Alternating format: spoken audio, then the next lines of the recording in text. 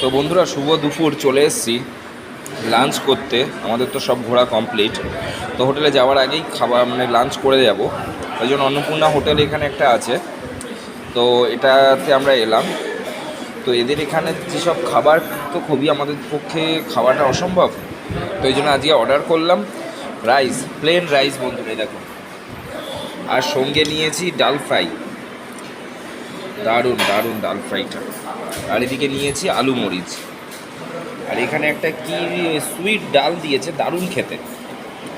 সঙ্গে পাঁপড় ভাজাও নিয়েছি আমরা, কাঁচা পেঁয়াজ, লঙ্কা আর রায়তা। তো বন্ধুরা, যেন অমৃত খাচ্ছি।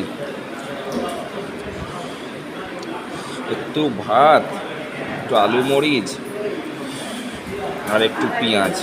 ও, পুরো জমে যাবে বন্ধুরা খাওয়াটা। খুব জমে যাবে, কি জমে গেছে। তো চলো খেয়ে নিই, দেখাবে পরে একটা ভিডিওর সাথে।